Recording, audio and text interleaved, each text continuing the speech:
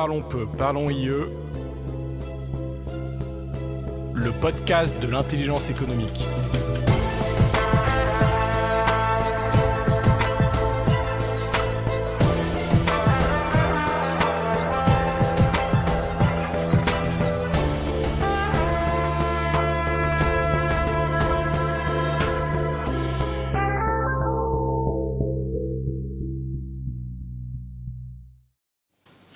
Donc, bonjour Maëline.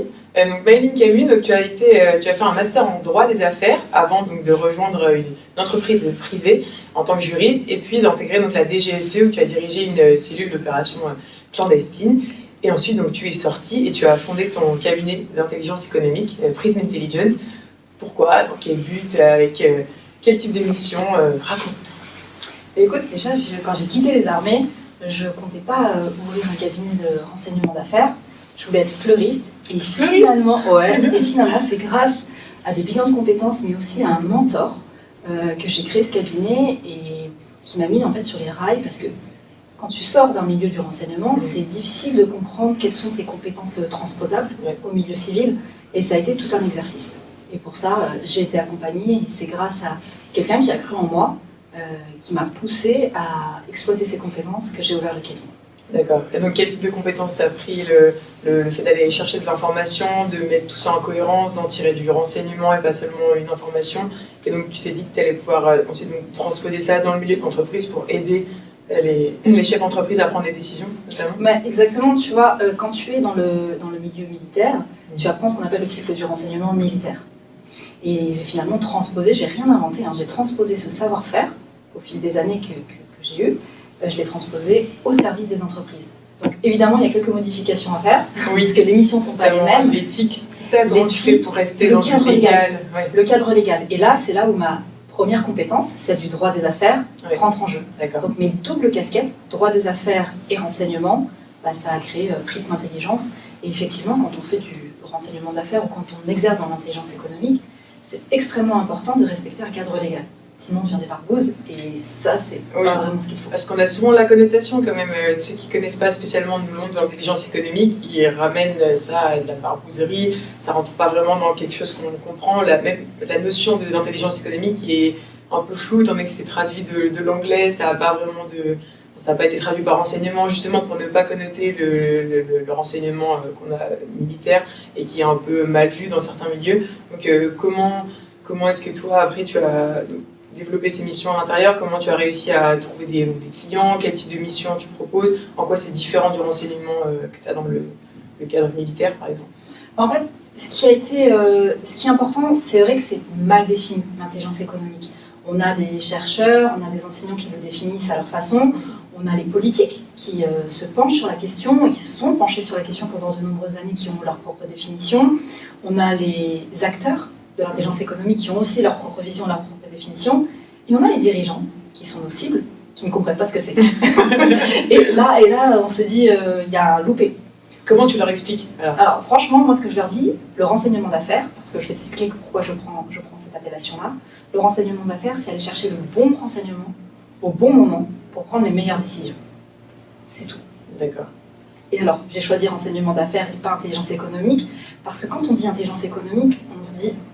Alors, il y a deux choses. Il y a soit les têtes d'ampoule qui arrivent à te dire « je sais ce que c'est, je vois, etc. » Et puis sinon, et la plupart du temps, c'est qu'on te regarde avec des yeux de poisson rouge, on ouvre la bouche et on dit « qu'est-ce que c'est ça? Non, mais je ne vais pas sortir un budget pour quelque chose qui est flou. » Et c'est tout à fait normal. Un dirigeant, il est dans l'opérationnel, dans la stratégie aussi, mais dans la stratégie, il a besoin de comprendre comment il sort un budget.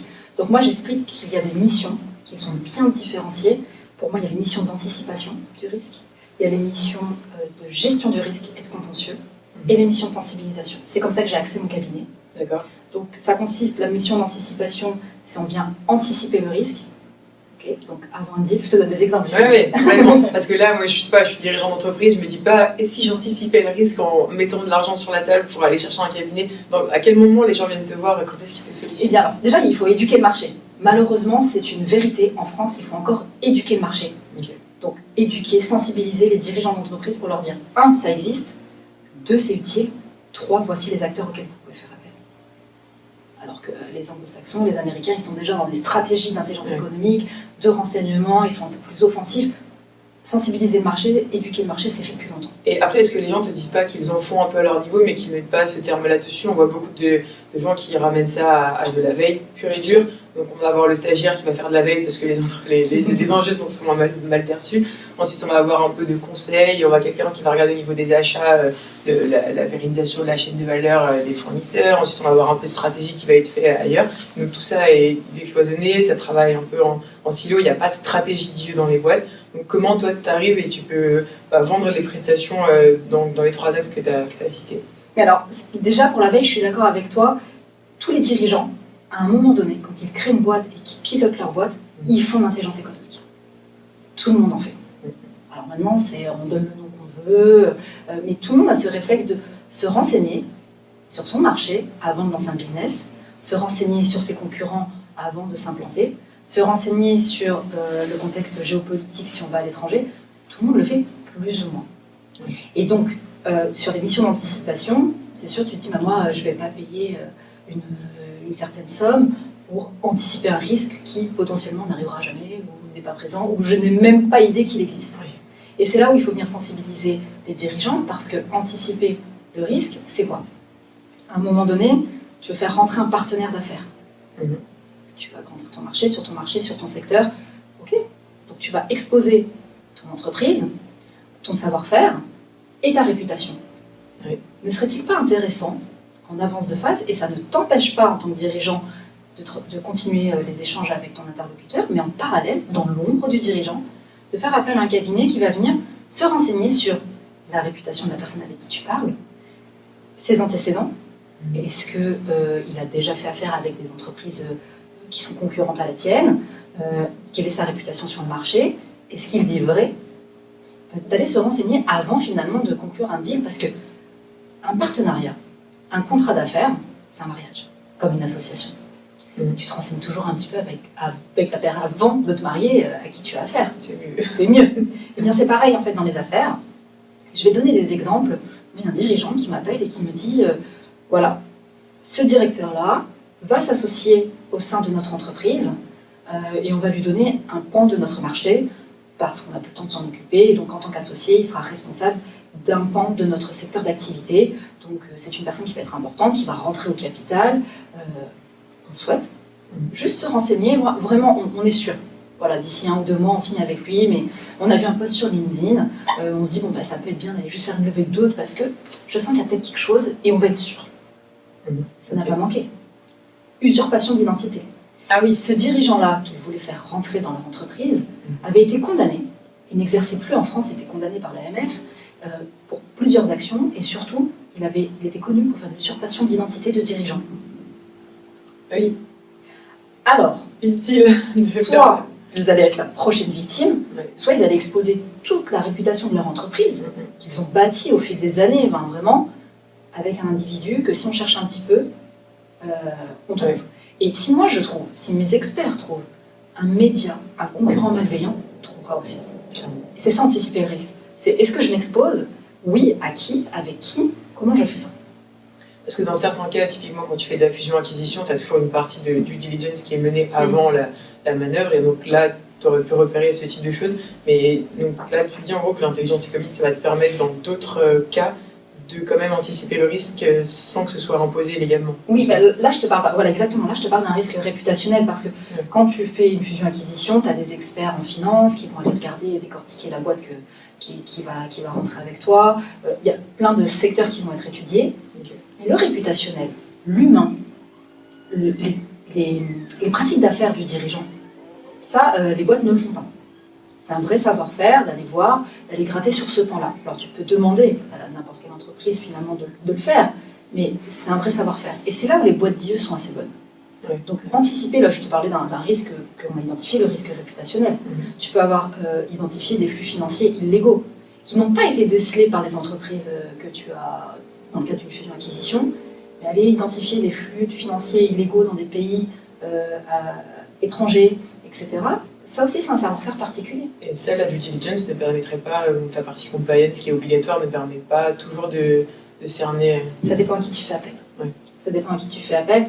Moi, en tout cas, dans l'émission que j'ai eue, ce n'était pas compris dans le package, et finalement c'était des analyses très techniques, mais de surface, sans aller vers l'étranger. D'accord. Et toi, comment tu arrives à détecter ce genre de choses sans passer trop de temps sur les dossiers? Parce que j'imagine que selon la taille de la boîte, tu vas avoir plus ou moins un certain budget pour étudier sur les gens, donc tu vas avoir la partie capteur, tout ce qui va être sur le numérique, mais peut-être un peu de capteur humain, tu vas utiliser un réseau. Tu as mis en place, comment tu adaptes ton offre un petit peu aux entreprises qui viennent te voir? Alors, moi je passe tout le temps qu'il faut sur un dossier. C'est vraiment, Prism Intelligence, c'est une boutique hôtel. C'est toujours ça. Tu vois, moi je ne suis pas une grande enseigne, je ne suis pas un grand hôtel que tu retrouveras partout dans le monde. Je suis une boutique hôtel et je t'offre une expérience client. Je t'offre une expérience humaine avec mes équipes. Donc le dirigeant, il vient avec ses problèmes. Alors souvent, il ne sait pas trop lesquels c'est. On aide à redéfinir un petit peu et à prioriser l'ordre des problèmes. Et je l'accompagne. Et je passe tout le temps qu'il faut passer avec ces dirigeants-là. Et je déploie des moyens pour apporter des solutions. Donc, parfois, ça va être des moyens techniques, parfois, ça va être des moyens humains. En tout cas, ce qui est très important chez moi, c'est de faire du sur-mesure. Vous avez un problème, on va réaliser un plan d'action, étape par étape, et on va déployer les moyens associés à ce plan d'action. Mais surtout les moyens nécessaires. C'est-à-dire que je ne vais pas proposer plus de moyens qu'il m'en faut. Parce que comme tu le dis, en fait, il y a un budget et qu'il faut respecter, et c'est aussi respecter son client. De lui dire, on va déployer ces moyens-là dans un premier temps. On voit ce que ça nous remonte, on refait un point, on prend une décision pour voir si on va plus loin. Et on avance petit à petit. Et ça permet d'éduquer son marché, d'éduquer les dirigeants, parce qu'ils viennent, ils ne savent pas trop. Oui. Et quand ils vont voir qu'on avance pas à pas, bah, ils vont aussi, eux, débloquer du budget, mais aussi débloquer dans leur tête la mystification de ce qu'est le renseignement. Tout à fait. Et c'est quoi la taille, quelle est la taille à peu près des entreprises qui viennent te voir? C'est des gros groupes, type, je sais pas, dans le secteur de la défense, les MOI, Thales, etc. Ou ça va être des petites startups qui peut-être ne connaissent pas ce domaine, ou de la PME, enfin, j'ai le client type. J'ai tout, j'ai vraiment eu, tu vois, en chiffre d'affaires. Ouais. Mon plus petit client faisait 2 millions de chiffre d'affaires. Et mon plus gros client, ce qu'on peut appeler gros, c'est-à-dire juste je parle en termes de chiffre d'affaires et pas de mission, il faisait 1 milliard. Okay. Je te donne pas de fourchette, je te donne un râteau. Et les startups, j'en ai eu, mais là pour le coup on faisait du pro bono. D'accord. Voilà, il est hors de question de venir assassiner. Oui. Au contraire, en fait, c'est des dirigeants de demain. Il faut aussi savoir accompagner les dirigeants de demain qui se lancent, qui ont des savoir-faire, qui font des levées de fonds, etc. On les accompagne, et puis on voit aussi, on les éduque. Et ça, c'est des clients futurs aussi. Oui, tout à fait. Donc, et là, le fait d'accompagner donc, les petites startups, les PME, ça fait un peu penser à une mission type publique qu'il pourrait y avoir. Et notamment, je pense, dans le cadre de l'industrie de défense, on a une direction qui a été créée l'année dernière, la direction de l'industrie de défense, qui est censée donc, encadrer les PME, les aider sur les difficultés qu'ils peuvent rencontrer. Même on a le CICE au sein de la DGE qui va venir aider, protéger les entreprises contre des potentielles ingérences étrangères ou des acquisitions un petit peu agressives. Est-ce que vous avez des partenariats comme ça est-ce que vous travaillez avec le public? Est-ce qu'on a de la coopération public-privé un petit peu ou pour justement éduquer les gens, protéger à plusieurs, déléguer des missions, faire que ce soit qu'on ait quelque chose de structuré à l'échelle nationale, un peu comme on pourrait avoir typiquement aux États-Unis ou en Grande-Bretagne? J'imagine que c'est l'objectif de nos politiques, avec une politique d'intelligence économique au niveau national, de faire des passerelles entre le privé et le public. Moi, aujourd'hui, au sein du cabinet, je travaille que de façon très ponctuelle avec les institutions. C'est uniquement si le dossier nécessite une mise en relation avec le public que je le fais. Il y a la demande aussi parfois du dirigeant, mais en tout cas, ce n'est pas des partenariats qui sont établis. D'accord. Est-ce que tu verrais certains sujets sur lesquels vous pourriez plus coopérer pour que ce soit plus efficient et qu'il y ait moins de missions qui soient recoupées entre le public et le privé comme ça, pour qu'on ait justement quelque chose de plus structuré? Je ne sais pas si tu as lu la stratégie nationale d'IE qui avait été publiée l'année dernière, notamment avec Jean-Baptiste Lemoyne et Marie-Noëlle Lienemann, qui proposait certaines actions un peu concrètes. On a la notion d'IE qui est rentrée l'année dernière dans la législation française. Est-ce que tu vois des grands axes d'amélioration ou est-ce que ça va rester cloisonné? Qu'est-ce qu'on pourrait faire? Moi, je pense vraiment que s'il y avait un rôle à prendre au niveau du politique, c'est la sensibilisation du marché. Je veux dire, moi, je suis un petit acteur par rapport à tout ce qui nous entoure. Je me donne cette mission aussi de sensibiliser le marché, sensibiliser les acteurs, les dirigeants. Mais si c'est fait au niveau politique, waouh, la force de frappe, la puissance, ça serait super. Et c'est plutôt vraiment cette mission-là de déjà faire découvrir et de bien identifier ce qu'est l'intelligence économique, avec une belle définition, avec quelque chose qui parle, avec des actions concrètes, de sensibiliser à quoi ça sert sur le terrain. Qu'est-ce que ça rapporte quoi aux dirigeants d'entreprise aujourd'hui où économiquement, c'est compliqué aujourd'hui d'être dirigeant. Donc, et d'avoir une entreprise en France, c'est compliqué. Donc, on vient rajouter quelque chose. Mais c'est quoi ce quelque chose? Qu'est-ce qui m'apporte vraiment? À quoi ça me sert? Et c'est ça où les politiques doivent venir et dire l'intelligence économique, ça vous apporte ça, ça, ça. Et qu'est-ce que tu ciblerais? Si tu devais faire demain l'affiche de pub pour convaincre un patron d'entreprise d'investir dans l'intelligence économique, qu'est-ce que tu lui rapportes concrètement? Alors, un dirigeant d'entreprise qui fait appel à de l'intelligence économique ou qui fait de l'intelligence économique concrètement, il devient plus concurrentiel, il devient plus stable, il anticipe le coup d'avance, il a le coup d'après. Et ça, c'est hyper important. Et surtout, il protège son savoir-faire. Et après, petit à petit, qu'est-ce qu'il va venir? Il va venir sensibiliser ses collaborateurs qui sont quand même sur le terrain en permanence. C'est aussi une faille sécuritaire, les collaborateurs, et c'est aussi une force. Et évidemment, si le dirigeant lui-même n'est pas sensibilisé à la sécurité économique, comment tu veux que ses collaborateurs aient des réflexes? C'est pas possible. Et c'est pourtant, c'est eux que tu envoies dans des salons, c'est eux que tu envoies rayonner dans le monde entier pour représenter ton entreprise. Ouais. Et donc, imaginons un dirigeant qui entend demain ce podcast et qui se dit « Ok, je vais investir un peu dans l'IE ». Est-ce que tu lui conseilles d'avoir un responsable à l'IE dans l'entreprise selon le budget? Des fois, c'est peut-être pas possible. Ou est-ce que quand ils commencent à faire certains types de missions, tu leur préconises de contacter un cabinet d'IE, donc typiquement avant de la fusion-acquisition, avant un partenariat commercial, en cas pareil peut-être de problèmes financiers, juridiques, à quel moment tu fais appel à un cabinet d'IE? Ça dépend vraiment du stade, c'est-à-dire que tu peux avoir, si tu veux être dans l'anticipation, je pense que les dirigeants peuvent être autonomes, très sincèrement, sur certains sujets. Donc là, je t'avais parlé de l'enjeu réputationnel. Là, il y a besoin d'avoir un savoir-faire spécifique. Mais quand tu es sur de la veille concurrentielle, ce qui se passe dans mon milieu, veiller à mon marché, veiller à ce que font mes concurrents, ça, il faut le faire en interne. Et donc avoir une task force en interne, c'est super important. Et moi, je suis pour l'indépendance et l'autonomie des dirigeants sur cette partie-là. Donc ils peuvent en interne missionner, alors ils peuvent recruter quelqu'un, mais sinon, s'ils n'ont pas besoin de recruter, ils peuvent missionner quelqu'un qui a de l'appétence pour ça. Et moi, j'aide les dirigeants à constituer cette cellule de veille, alors ils le sont à temps plein, à temps partiel, sur le poste qu'ils occupent, à créer cette cellule de veille, à s'outiller en interne avec des outils qui existent. On a beaucoup de personnes qui ont créé des outils de veille qui sont exceptionnels, qui peuvent être utilisés en entreprise. À ce stade-là, le dirigeant peut le faire tout seul dans son entreprise. Avec les ressources humaines qu'il a en interne, en constituant ça de façon intelligente et avec des outils qui sont mis à disposition sur le marché de l'intelligence économique. Pour de la veille, le dirigeant est autonome. Après, par exemple, pour le contentieux, qui est une de mes spécialités, le contentieux des affaires, vu que je viens du droit, forcément. Le contentieux des affaires, ça ne concerne que le dirigeant. Il ne peut pas et il ne délègue pas, aucun des cas que j'ai eu, à part son directeur juridique, mais le dirigeant est lui-même concerné. Il est toujours présent, même s'il est un directeur juridique, sur le contentieux des affaires. Parce que là, les enjeux sont énormes. C'est souvent plusieurs millions, c'est de la réputation, c'est énormément de soucis dans la tête d'un dirigeant d'avoir un contentieux des affaires. Là, on travaille en trinôme, donc l'entreprise, le cabinet d'avocats, le cabinet d'IE. Et là, qu'est-ce qu'on fait? On vient capter du renseignement au service d'une stratégie juridique. D'accord. Et là, c'est extrêmement intéressant. Mais là, on ne met pas en place une cellule spécifique. Le dirigeant, il a besoin d'être lui-même au contact de ses conseils, donc de l'avocat et du cabinet qui va venir être pourvoyeur de renseignements au service d'une stratégie de défense. Donc là, on est au service des avocats. Et ça, vraiment, c'est près de 25% des dossiers. D'accord. C'est un peu le concept détective privé, on va dire. Alors, tu vois, là, tu as un cadre vraiment juridique à avoir et il faut faire appel à des personnes qui ont des habilitations très spécifiques, des experts judiciaires, des détectives privés, comme tu les appelles, des enquêteurs privés, voilà, pardon. Parce que dans une procédure judiciaire, il faut la recevabilité du renseignement. Oui. Très, très important. Et là, j'ai beaucoup de chance parce que j'ai un réseau énorme, du fait que j'ai étudié à la fac de droit et que j'ai développé un réseau dans le monde du droit qui est important.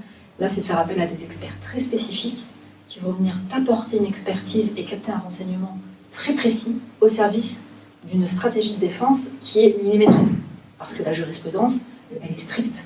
Alors après, tu peux faire jurisprudence, et là, quand tu as des cas qui font jurisprudence, c'est exceptionnel. Mais voilà, il faut vraiment respecter aussi la limite droite et la limite gauche de l'avocat. Ouais. Donc tu vois, le dirigeant, il est autonome sur les éléments de base, se renseigner sur son environnement concurrentiel, de premier niveau. À partir du moment où les enjeux sont plus importants, réputationnels, où il y a du budget, où il y a du contentieux, ou de la sensibilisation, il se doit de faire appel à des partenaires, donc des acteurs de l'intelligence économique, pour pouvoir promouvoir la bonne parole. Et pour ça, des acteurs, il y en a énormément. Je salue la cartographie que vous avez faite. Il suffit qu'ils se rapprochent de cette cartographie et ils voient déjà des types d'acteurs qui existent, leur taille, leur approche, et puis après, chacun a sa vision et son approche de l'IE. D'accord. Et quand est-ce que c'est trop tard? Comment savoir est-ce que des fois tu pourrais dire, bon, bah là, on est dans un cas, imaginons, on a embauché la personne qui a fait de l'usurpation d'identité, ça commence à être connu, comment c'est trop tard, la boîte va couler, ou pas forcément couler, mais perdre tellement en notoriété que si je peux m'effondrer sur le marché, perdre des parts énormes. Est-ce que tu as des cas concrets, toi, de gens qui ont fait appel à toi au dernier moment et qui pensaient que c'était déjà la fin? Alors, c'est jamais trop tard. Ça, c'est vraiment... Il y a toujours un prix à payer à attendre. Donc, le dirigeant, il est loin d'être bête. Donc, ça veut dire que le risque, il l'a vu venir. Il a soit pas voulu le prendre en compte, soit il ne savait pas vers qui se retourner, soit il a complètement fait un déni. Oui. Voilà. Mais un dirigeant d'entreprise, normalement, il a quand même... Il a la vision de ce qui se passe autour. C'est jamais trop tard. Pourquoi? Parce que la première chose, c'est qu'on trouve toujours des solutions, quelles qu'elles soient. Donc, même si on sent qu'on est dos au mur, un cabinet, ce qu'il va venir faire, c'est apporter une bulle de respiration, de la hauteur de vue. Ah, il existe des solutions que je n'avais pas observées, parce que je suis la tête dans le guidon, parce que je ne suis pas bien. Donc, on cherche des solutions, qu'elles soient juridiques, qu'elles soient tactiques, qu'elles soient économiques. On va chercher des solutions pour sortir de là. Il y a de la communication, il y a beaucoup de choses à faire. Puis, qu'est-ce qu'on fait des collaborateurs aussi qui sont exposés à ce risque-là, qui ne comprennent pas? Donc, on vient sortir, le dirigeant de la situation lui apporte une bulle d'air. La deuxième chose, c'est qu'on tire le son. On tire le son pour la suite, parce que ce qu'il est arrivé là peut arriver une seconde fois sous une autre forme. Donc, on aide aux dirigeants à prendre leçon, à tirer leçon de ce qui s'est passé pour ne plus se faire avoir pour la suite. Et ça, c'est précieux, parce qu'au début, c'est un enjeu de 1 million, et puis dans 5 ans, votre enjeu, il est 10 millions. Oui. Si vous êtes relevé. Donc l'objectif, c'est de toujours voir le positif, même dans la douleur. Il y a toujours une porte de sortie. Après, dans ces situations-là, il faut vraiment composer avec le dirigeant et lui expliquer que parfois les solutions qu'on propose, elles vont à l'encontre de ce qu'il avait imaginé, ou ça demande un effort de la part du dirigeant, soit financier, soit aussi intellectuel, parce qu'on est dans des schémas, et il y a beaucoup d'humains. Hein. Il ne faut pas croire que ce n'est pas des offres sur étagère avec des prototypes, on se tire un tiroir, on dit bon bah toi ça te va bien, pas du tout. Enfin moi je vois pas du tout les choses comme ça. C'est vraiment, il y a beaucoup d'humains, il y a beaucoup d'émotionnel dans un dirigeant qui est face à la difficulté, et parfois aussi il y a un exercice intellectuel à faire avec lui pour qu'il comprenne les schémas qui se sont passés et qu'il prenne la décision sur laquelle on va le pousser à aller, parce que c'est la meilleure des solutions, même si c'est pas la plus parfaite. D'accord. Et pour arriver sur la fin de ce podcast, est-ce que tu aurais un message à faire passer aux dirigeants d'entreprise, ou un dernier exemple concret qui pourrait marquer les esprits sur le fait que l'IE c'est important, c'est pas une barbouzerie, et qu'on devrait mettre ça en place pour être plus concurrentiel et peut-être aussi concurrentiel que nos amis américains et britanniques? De toute façon, c'est manger ou être mangé. Oui. Donc c'est aux dirigeants de choisir aussi dans quel camp ils ont envie d'être. Il faut démystifier l'intelligence économique. Donc n'ayez pas peur de pousser la porte d'un cabinet d'intelligence économique. Personne ne vous mangera, vous serez toujours bien reçu, que ce soit chez moi ou chez mes confrères. On apportera toujours des solutions. Et l'objectif, il ne faut jamais oublier, c'est ça. Manger ou être mangé. On est en guerre économique. Le contexte économique est très tendu. Donc comment on veut se positionner? Et pour durer, c'est important de se renseigner, quel que soit le renseignement qu'on a envie d'obtenir. Parfait. Merci beaucoup. Je vous en prie.